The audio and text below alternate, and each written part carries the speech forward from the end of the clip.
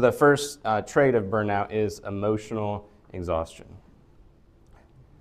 I noticed a few of you after I said that phrase did a slow blink like, yes, emotional exhaustion. If you've ever been in a season where you take a week off, you take a long weekend, maybe even you're off for medical leave for some time, and when you return to work, you have zero energy, zero interest in what you're doing.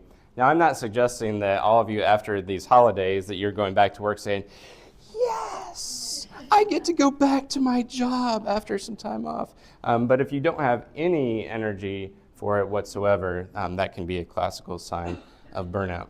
And so this is my 44th birthday, but something was already happening inside of me when I woke up that morning, and I knew something was wrong, but I didn't know exactly what. So while this is my 44th birthday, this is also my 44th birthday just a few hours later. What I found out after months of testing and keeping an eye on my health was that I experienced what the doctor called vaguely mediated AFib.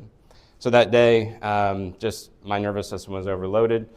They came in and said, what we do for people in your situation is we administer shock through cardioversion.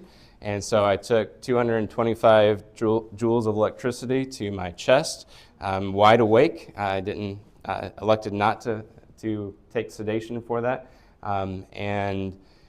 Fortunately, my heart went back into rhythm at that point, but things were starting to show the wear and the tear and the effect.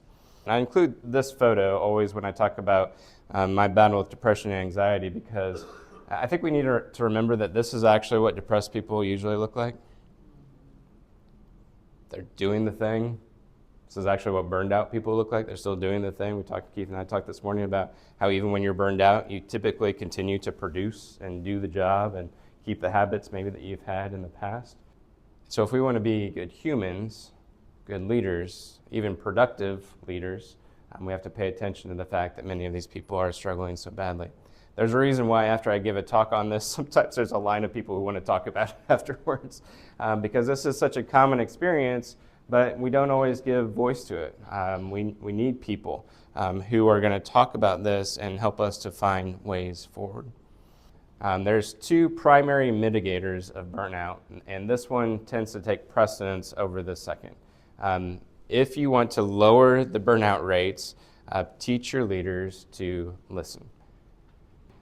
So there's two types of leaders that hire me to come in and do burnout workshops, burnout keynotes. Some of those leaders want me to come in and fix their broken people because, man, if they could just figure it out, stop being so burned out, and get on with it, start doing a better job, let's bring this guy in, talk about burnout, fix everybody, and we'll move on.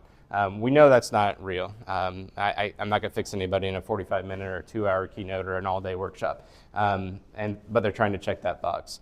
And then there's other leaders who are self-aware. They realize this is an ongoing conversation. This is not a one-time fix. And so bringing me in to have that conversation is a part of a broader conversation in their department.